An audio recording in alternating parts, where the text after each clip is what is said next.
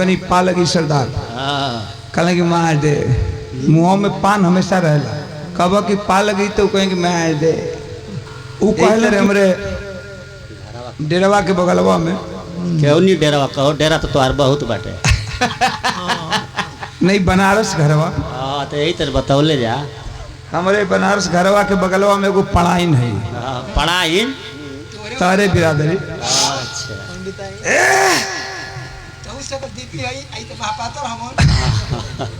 पढ़ाई नहीं तो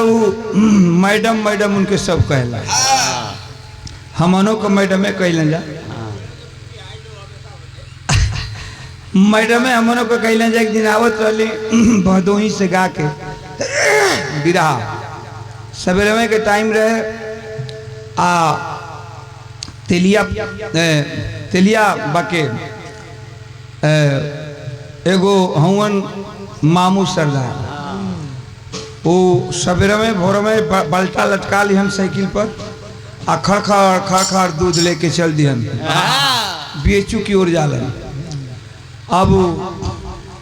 आवत रहलन होने ले तले हम आप पर गाड़ी लगा के डेरा पर अब उतरत रही तो हम कहीं पा लगी सरदार कहले कि मार दे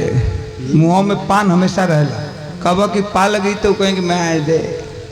वो कहलन कि महादेव लेकिन वो जलाई तारा की कहता कि मार दे मुँह में पान बा गिर जाई कहले कि पा लगी सरदार कहलन कि मार दे तले वो पढ़ाई निकल आवत तड़ी घर वाले हाथों में स्टील के खोरा ले बड़ी स्टील वाला कटोरवा आऊ पहले रही हो जो का कुल मेरे रुआ पहले रही का कल जला हो है नीचे से ऊपर तक हाँ नाइटी हो नाइट ऐसा पानी जी जानत नाइटी कल जाला वो नीचे से ऊपर बरोबरे होला हमरा जनला के ओकर मुंह बांध देबो तो एक मन भूसा समझ जाइयो अपन वे निकलले आवत तड़े कहते कि ये जा दो जी 3 रुपया के दूध दिया अब तो मामू सरदरवा का सुन गए न लगो हम तो समझ गए हम कहीं का भइल सरदार कहल कि अरे भैया का कहीं गायन सवेर के बेरा बा सुबह सुबह बुजरी जतरा बिगाड़ दिलस हम कहली कैसन जतरा बिगड़ गल अत 2 रुपया के भैया दूध मांगत हो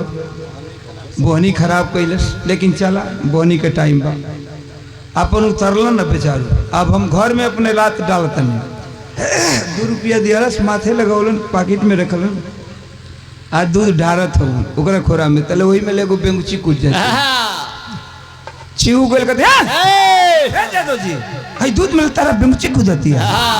तो वो एक मरद कहलन कि 2 रुपया के दूध लेबू बुझर हो तो बेंगुची ना कूदी तो हाथी कूदी 2 रुपया के दूध में लेके चल दिया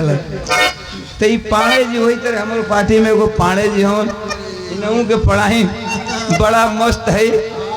और कभी मैंने अब गलत अर्थ मत लगे पाणे जी